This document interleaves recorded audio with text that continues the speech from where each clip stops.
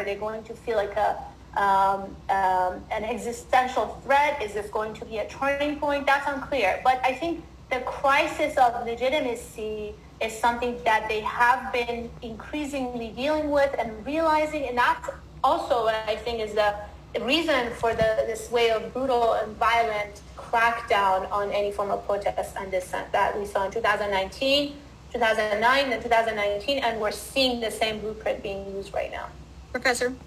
I really don't think the Islamic Republic is reformable. Structurally, institutionally, is irreformable, and I will tell you why I believe that there will be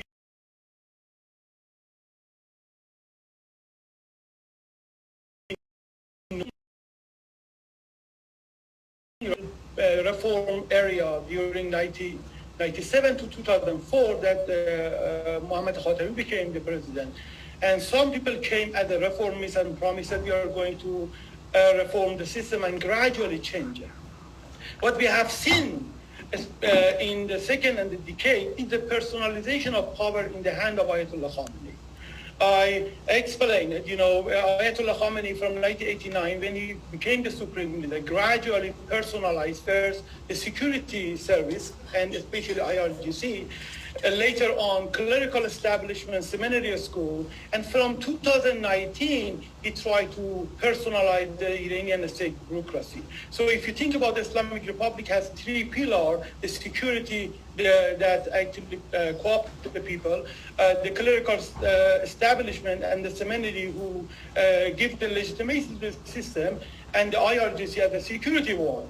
The Ayatollah Khamenei has created a very personalistic regime. Reformists are completely out of touch with this reality that Ayatollah Khamenei from 1997, when Mohammed Khatami became the president, started to block the reform, and gradually they became irrelevant.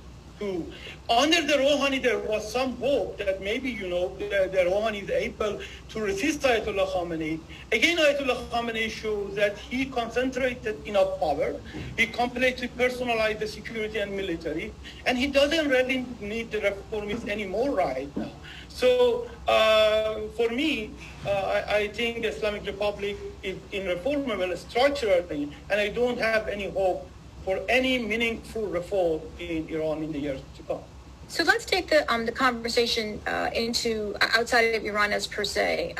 I don't think the vast majority of Americans, even those who are somewhat dialed into this story as they're seeing it fold out in their newspapers and their television screens, have even a modicum of clue of how this is playing out in the diaspora. And as we all know, this event itself here at the IOP was extremely controversial. We have seen universities across the country try to put up similar events, massively protested in ways that have been actually quite surprising to those who have even seen these types of conversations interrupted across a wide range of issues. So could you both go granular through your observations, your own experiences, and also stepping back and to explain to us why the diaspora is so polarized around what's going on in Iran right now, please? I really don't think the diaspora is so polarized. I like Iran itself, inside of the country. If you think about 1979 to 2009, the Islamic Republic gradually alienated many of the Iranians. In the first decade was the upper class, gradually middle class. 2009 Green Movement was a movement of the middle class that just demanded where is my vote, and they demanded a new election.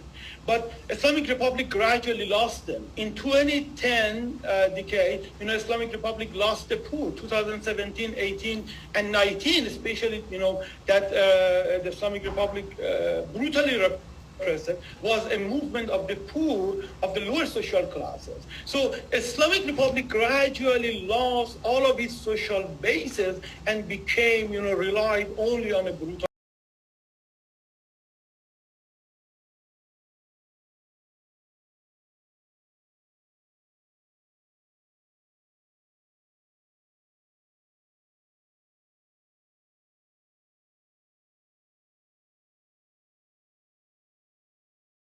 aligned with them, they are pressuring, that individual or that social group. Mostly because they think, maybe they are not coming to this realization.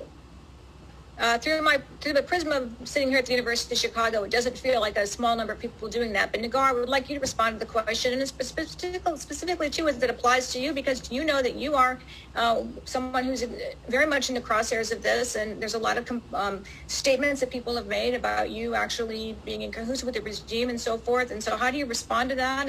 And what is your observation through your own personal experience here? So what I've seen, I don't want to just speak of my own circles around me or social media, which is highly, highly weaponized by interest groups, especially when it's in Farsi. But polls have been done of the diaspora, especially here in the U.S., the Iranian American community. The consistent line of the community has been they want better improvement of human rights in Iran. So essentially they oppose the human rights and abuses of the Islamic Republic, that they oppose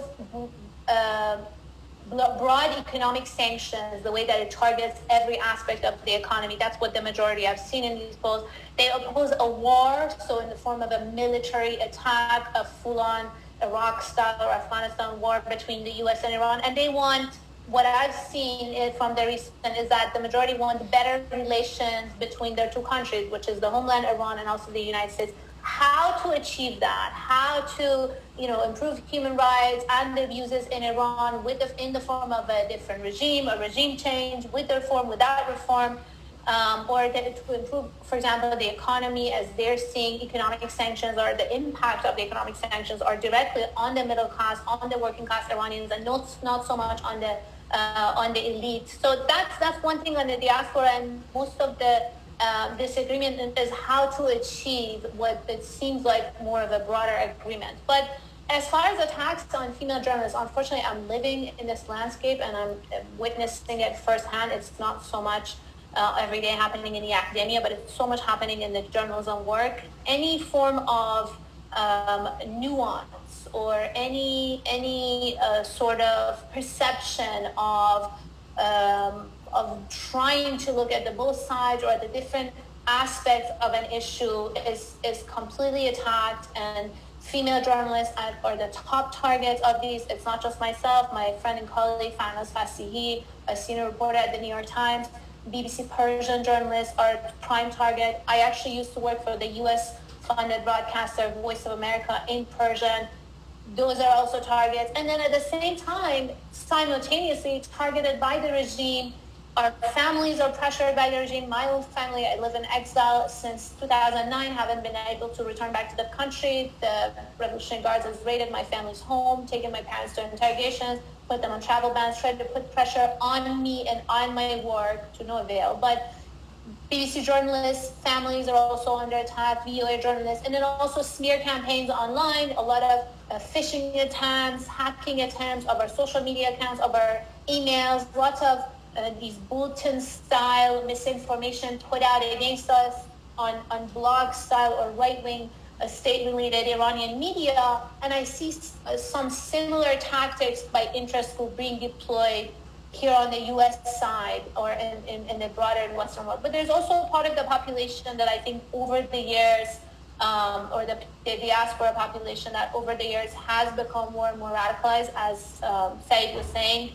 And looking back at what they themselves believed, that they believed in reform, or that they participated in elections, or that they had a different perception of what the future could bring, I think that I see an increasing level of anger and frustration, and also a sense of powerlessness, that they can't do anything really. They can't participate in protests on the street. They can't really do anything as far as attacking the actual system of that oppression. I saw a tweet actually from a colleague yesterday that said, in very tyrannical situations, sometimes you see the population viciously attacking each other because the main source of tyranny is actually so powerful and so distant that they can't touch it, they can't reach it, they can't bring any change to it. And I feel like that's a little bit of this kind of divide that's happening among the diaspora. And this is, I'm talking about real individuals. I'm not talking about troll networks and bot networks, because right. There's also a lot of weaponization of social media that's happened in this space, which is, again, another There definitely part of is, and for those watching and for those who watch on the replay on YouTube, I just do want to emphasize that it's quite difficult to imagine unless you are involved in conversations like this, both the intensity of the vitriol and how many people seem to be engaging in it, even if it's through bot repetition and so forth. It's quite something to see. And again, this is why some other universities who've tried to engage in these conversations have felt actually under threat and protest and had to close down events. Professor, I want to pick up on something we were just talking about a second ago, which is the concept of normalizing relationships between Iran and the United States. And we've seen this play out on the floor of the United States Senate as it pertains to the Iran deal and where that, in the kind of football that became between administrations. So could you address whether you think that's possible? Absolutely not. Let me tell you why I'm saying absolutely not. The Islamic Republic, and especially Ayatollah Khamenei, need an enemy. And they create an enemy even if they don't have an enemy. That was one of my idea that when I was talking with somebody in the State Department, and the idea was, let's assume that we gave everything that the Islamic Republic wants, just for the sake of the argument. Said, okay, we don't think about your foreign policy involvement in the region. We don't care about your missile program. We don't care even about your nuclear program. Just let's America to reopen its embassy in Tehran. The Islamic Republic never ever will let this happen. After 2015, after the negotiation reached the agreement, immediately after that, Jawad Zarif was actually impacted mostly because shake hands with the U.S. State Department official. And Hassan Rouhani, after 15-minute talk with the Barack Obama, was completely dehumanized by the Ayatollah Khamenei. So in this system, if you think that you can, and that was a mistake in 2015, that it was the whole hope that we create this agreement and we will build upon that. Based on the good, we see it that the Islamic Republic need America as its enemy. Whatever you are doing, they are going to use America as a scapegoat to blame everything going wrong in Iran. Corruption, mismanagement, brutality, everything will. Ayatollah Khamenei just make it clear last week and 2 weeks ago that in his opinion, these protests is only made up of the United States and his enemy. He doesn't want to accept that. So if you think that you can do anything to normalize Iranian relationship with the United States, I think you have to be very wishful thinking. Nigard, any thoughts on that? So, when we look at U.S.-Iran relations, which is also something I've been covering for years and looking at very closely, and it's also dominated in the headlines of the media, it's always been the nuclear program, nuclear. Sometimes for an average American audience, they have no idea of the country, and you may just assume it's a nuclear program because that's what's been dominated in the headlines. And it's been a priority policy for the United States to pursue the nuclear negotiations. The reason behind pursuing the nuclear negotiations is to essentially ensure Iran's nuclear program remains civilian, doesn't ever turn into a weapons program or race towards having a bomb. It's also something that close U.S. allies in the region have been worried about the nuclear program. Israelis, Saudis, the UAE, other Arab countries in the Gulf. And so it's been the dominating and the primary issue. Under the Obama administration, the policy was to pursue this through negotiations, through diplomacy, to try to resolve it and essentially bring Iran to the negotiating table and convince them to accept to put limits on the nuclear program. And it succeeded. Iran took the nuclear deal and accepted to put limits on the program in exchange for sanctions relief. And the policy back then, or the thinking, the strategy was that we'll take this one issue, which is a very complicated issue. It took 2 years of intense negotiations. I was covering actually those negotiations from Vienna at some point, and it was very intense, and they decided to compartmentalize the various different issues or the activities or policies of Iran and take them step by step and start with the priority. And then after, that was towards the end of the Obama administration, 2016, the deal started, and then the Trump administration came. President Trump pulled out of the nuclear deal. While Iran was still abiding, the U.S. was abiding, suddenly unilaterally the U.S. pulled out of the deal and then imposed this policy of maximum pressure, which is something that the Republican side of the U.S. political sphere had been pushing for. And now we see back with the Biden administration back in the White House, the policy seems to be to sort of go back to the Obama era and pursue a nuclear deal. There's been also a change of administration in Tehran with the hardliners, conservatives. That became more difficult for Biden to pursue. There was a 6 months window of opportunity when the Biden team first came into power with the Rouhani team. The deal didn't happen then, and then the Raisi team came and delay after delay. And so right now we're at a stalemate. So I think U.S. policy consistently has been that the nuclear program is a priority, is a national security issue for the U.S. to pursue, but at different times or under different administration, it's been pursued differently. So through negotiations with Obama, through maximum pressure with the Trump administration, and now with the Biden administration pursuing diplomacy again. As far as other issues, there's a long list that not only the U.S. but Europeans are also interested. Iran's regional policy, presence across the Middle East, the proxy support, Iran's missile program, and also human rights and domestic human rights abuses in the country, domestic affairs. But I think as far as from this perspective, from my vantage point in Washington, and also looking through across the Europe, the Western Bloc, the priority has been the nuclear issue. And I want to get back to what's going on in the country. Go ahead, Professor, go ahead. Yes, actually that's the problem with the U.S. foreign policy toward Iran.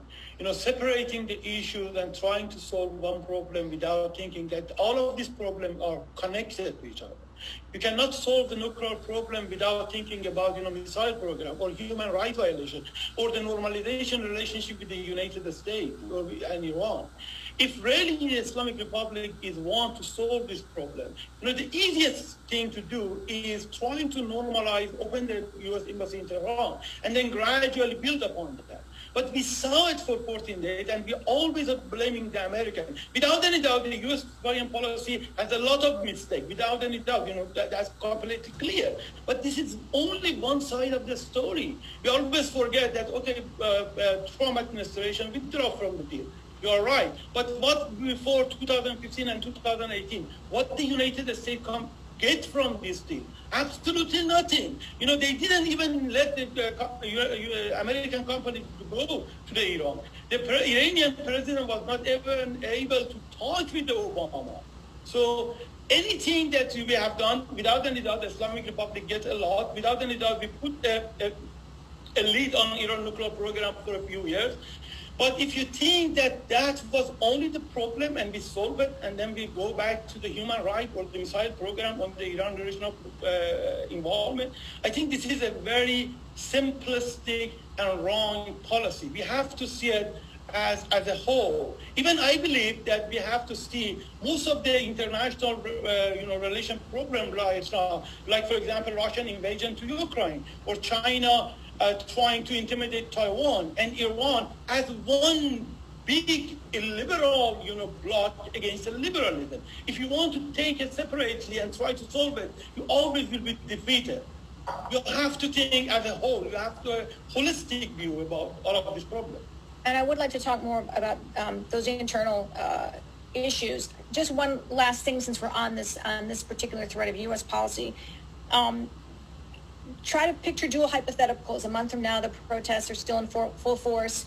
Regime comes to the United States, we'll take that deal.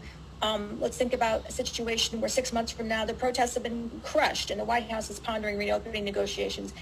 How should the Biden White House be thinking about this in both of those hypotheticals? Either if they're continuing. I think if the protests, I don't want to speculate right now, but I think the protests are very significant. They're different in so many ways, as also similar in past protests, but it's certainly growing, and again, a serious crisis of legitimacy. But we've also seen in the past that the state has the will and the capacity to use a lot of brutal violence to suppress protesters. Back in 2019, Amnesty International has documented at least hundreds of protesters killed on the street in a matter of weeks, thousands arrested, very harsh sentences added for in internet disruption, targeting of activists and journalists, essentially an iron fist brought down by the state to suppress. So would that also happen this time around? I don't know. It's hard to speculate. But in the scenario that the protests are continuing, I think, and it seems like right now, so that's the White House policy, so a continuation of that there won't be a return to the negotiations, to the nuclear negotiations. Then I also haven't seen much signals from the Iranian side, from Tehran, showing any interest to return to negotiations at this very moment. If this continues, and if protests continue within a month, which would mean that they're even more serious and more of a deeper crisis, then it doesn't seem like that's a policy, and I don't think it should be. As far as the protests being crushed or stopping, it also depends on how the government or the system, the regime responds. Is this going to be a watershed moment? Is it a turning point? Are we going to continue to see these acts of individual civil disobedience, even if the pockets of protest, the collective protests are vanish? We're still seeing women individually and men also showing these acts of civil disobedience. So is there going to be any change in how the state is perceiving the demands, the grievances, or is this just going to be a brutal, violent crushing of the protesters and just sending people back to street without addressing anything? I think in that case, I don't know. I'm not sure what the U.S. policy would be. It's hard for me to make a policy recommendation as far as that future, but I guess it's important to watch very closely. And I've seen also activists, prominent activists on the ground, women's rights activists, human rights activists, welcome some of the measures that have been pursued by the U.S. so far, the designations as quote-unquote human rights sanctions as opposed to broad economic sanctions, the designations of rights abusers, of the morality police, of various IRGC commanders, followed by the Canadian government also, and now followed by some Europeans. Also, there was a general license, a sanction exemption essentially issued by the State Department that allows for tech companies to provide services and communications to Iranian users, essentially helping internet freedom in this limited situation. I think those have been welcomed by activists, by protesters, but it's also just, I don't know how much more influence the U.S. or the West in general can have on this domestic issue and on the violent crackdown on the protesters beyond these measures. Yes. My advice is actually the U.S. foreign policy should not base on the short term what will happen in Iran if the Islamic Republic is able to crush this round of the protests or not. That's exactly the problem that I'm talking about. If you think about it in the long term, the Islamic Republic, the change of the Islamic Republic will be the biggest geopolitical change after the collapse of the Soviet Union. If you think about the Islamism came to the power from 1979 and 1917 to now, the Islamic Republic became the manifestation of the Islamism in the Middle East, North Africa, and then support all of this Islamist movement around the world and created a lot of problems. On the other hand, paradoxically, Islamic Republic created the most pro-American, pro-Western, secular societies among of the Muslim majority countries. I believe that the Islamic Republic, quote unquote, is the most secular Muslim countries. Again, I have to define it by the decline of the religiosity and at the same time the personal interpretation of the religion. So these are the assets that we have in the region. If we just want to think about what will happen in a few months and then react upon that, we always are losing. That's the first one. The second one, I want to make sure that you understand if we have not reached to the deal by 2020, after 2 years Biden came to the power, it's not almost the problem and the fault of the Biden administration. We are assuming that the Iranian wants to have a deal and the Obama somehow, is not going to reach to the deal. That's not true. based on what I'm seeing, the Islamic Republic is trying to just buy the time. They really don't want to reach to a new agreement for many, many different reasons. Some of them believe that the U.S. is not reliable. We signed a deal and they came. Some of them, they believe we are actually fine enough with all of the sanction, and we are managing the system, and why we have to go back and actually limit our nuclear program. Some of them want to have a nuclear, active nuclear program. So they don't want to have to reach a new deal. They want to surround that, I tell it. And based on that, my advice to the Biden administration is to try to think long term. If the Iranian people are the best asset you have in the very crazy war, in the very crazy region, you have to try to keep them on your side and you have to support them. So I want to bring the conversation, depending on one's point of view, back to 35,000 feet or 10,000 feet, depending on how you interpret this. And I want to do it through a question that's come in through the chat, which I think personifies some of this discord that we've been discussing, and also gets to the heart of the matter. And the question is, and I do think, Nagard, this was directed to you, but you're both welcome to answer this and encouraged to. People in Iran are dying on the streets fighting the Islamic Republic. Their demands are clear. They want the entire regime gone, not just the morality police.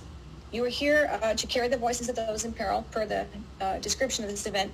So what is your position toward the Islamic Republic regime? Do you want them gone? Well, Jennifer, as you know, I'm trying to do journalism, professional, bring nuance and analysis. I don't do advocacy, even though I like to. Let me just explain. My personal situation is that I've lived under pressure from that regime for 13 years in exile, my family, many pressures. So when I talk to some of my friends who can still freely travel, come back and forth, paid no price, no pressure from the government, obviously my position would be clear that I'm personally affected and under pressure from that regime. But as far as what the people on the ground want, we can say what the protesters want. We're hearing very radical slogans from the protesters. Yes, the core of it, one of the main slogans, woman life, freedom, Jen Jian Azadi, or Zan Zendegi Azadi, which goes back to that core of that's this feminist revolution, the women's uprising. Well, we're also hearing death to the dictator, death to the Islamic Republic, to the entirety of the system, loud and clear from these protesters, and we've heard them gradually in past protests, even as far back as 2009. I remember hearing that slogan, but much less loud than we're hearing it today, and less widespread. So definitely there's a big portion of these protesters and also of the population who want an end or a systemic change because they don't see any avenue for reform, for change within the system, for any form of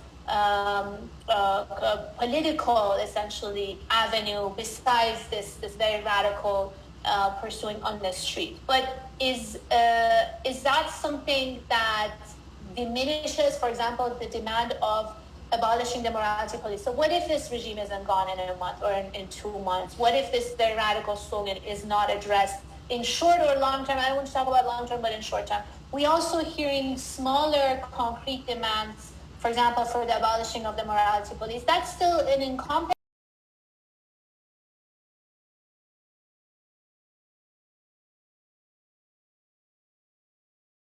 What if this regime isn't gone in a month or in 2 months? What if this very radical slogan is not addressed in short or long term? I don't want to talk about long term, but in short term. We also hearing smaller concrete demands, for example, for the abolishing of the morality police. That's still an encompass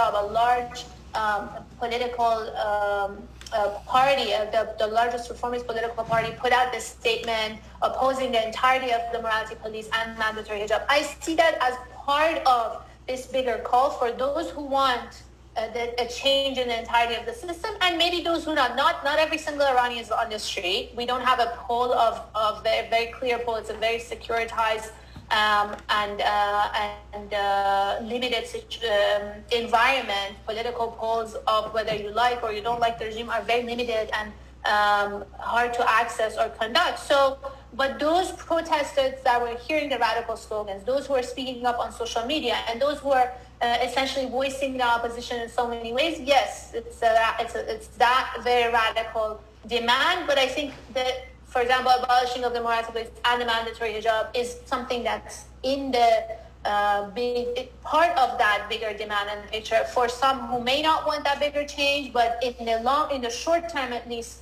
a change in what's affecting them in their everyday life. Professor, can you expand on that? Absolutely. There are actually a lot to say. There is an Italian philosopher who said impartiality is a dream, but honesty is a duty. Without any doubt, we are not impartial. We are human beings and we are affected by one way or another. So, I believe, again, we don't have a pool, you're right, compilation. We cannot say how many percent of the people are, voting for this or voting for that. But we know that, in political science, dictatorship has a very small social base. The definition of authoritarianism is they are relying more on the security and repression than the legitimacy or people consent. There are some authoritarian regimes like China, for example, much more legitimate in terms of how they are delivering the good, and they are bringing 5 million people, for example, from the poor to the middle class. But in the case of the Islamic Republic, that is the mismanagement, this corruption is huge. We don't have a meritocracy. We don't have this strong social support.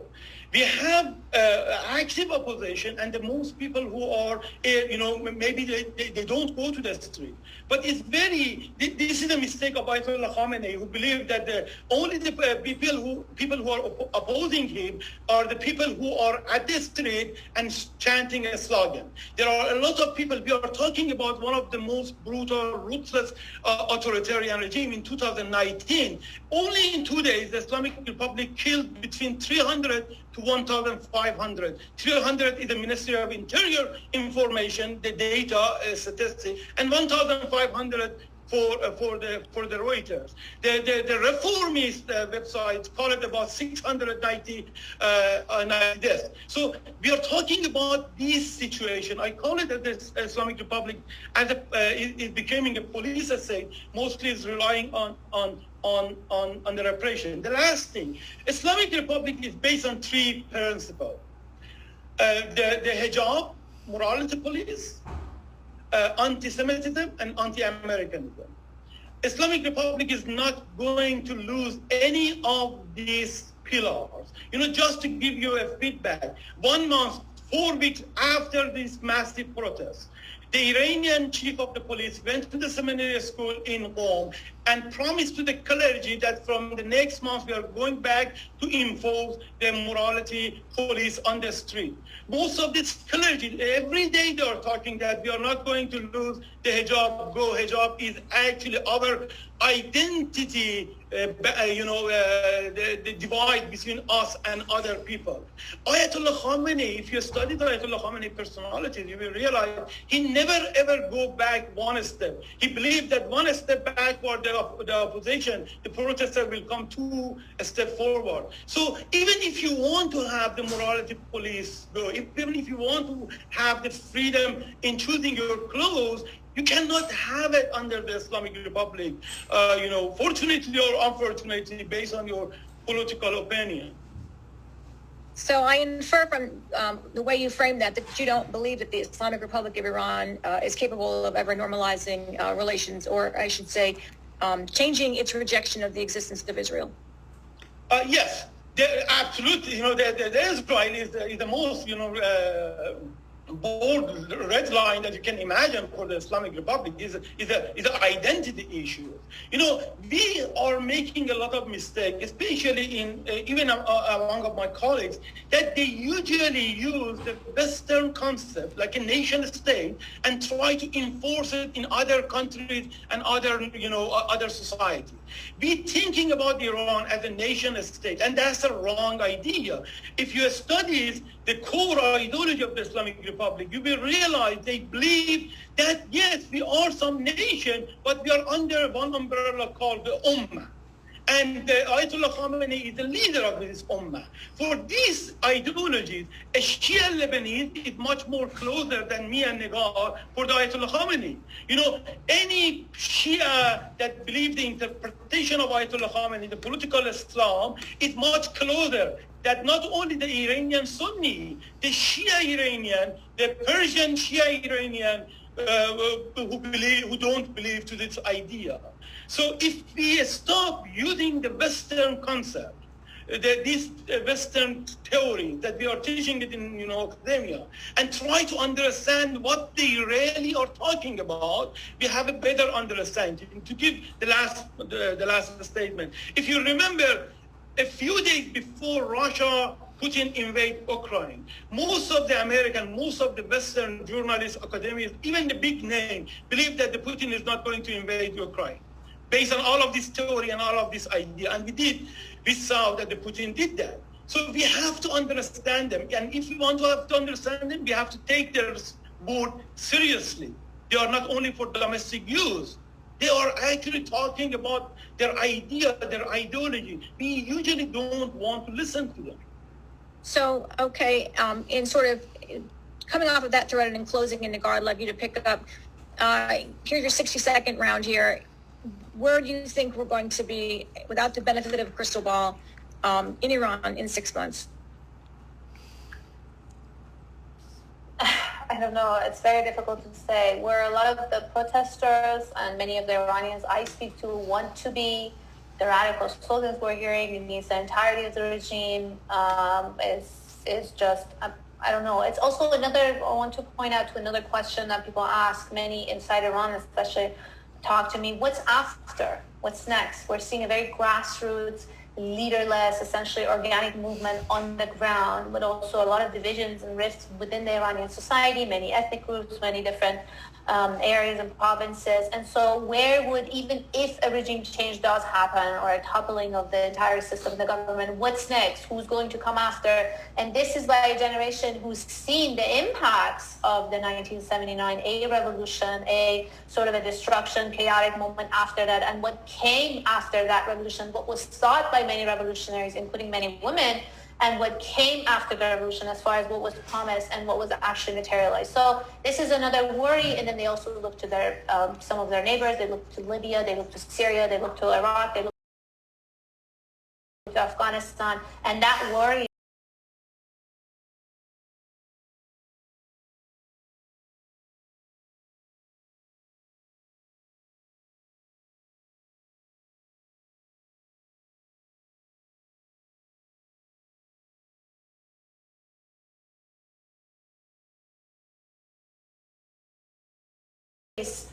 especially the middle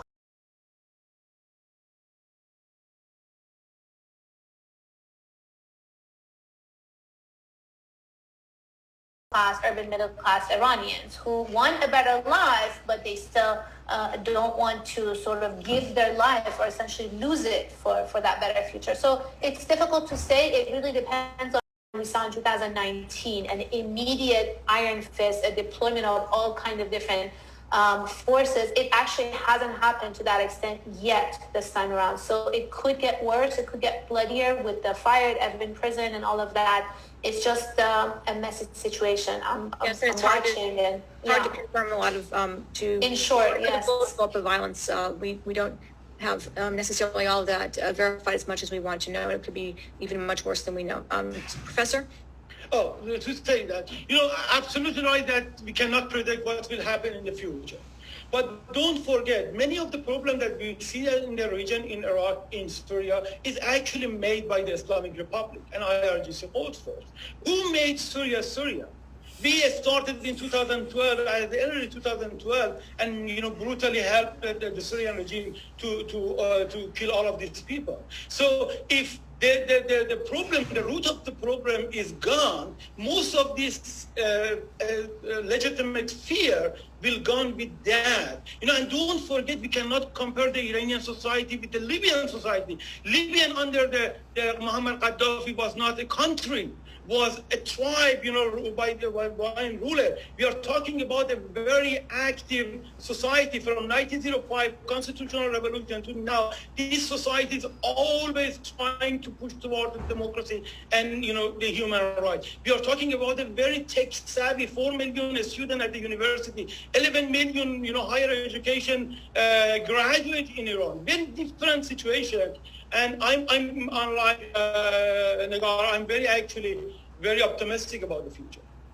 Well, on that note, thank you very much for your time, both Professor and Nagar. I know how busy you both are, and we really appreciate it. Thanks to my colleagues at the Institute of Politics, and especially the University of Chicago, for supporting and putting on this event, even in the face of some pretty enormous pressures and actual threats. So thank you to all of you and all of you watching again on YouTube, and we'll see you in our next discussion. Bye. Thanks for having us. us. Thank you.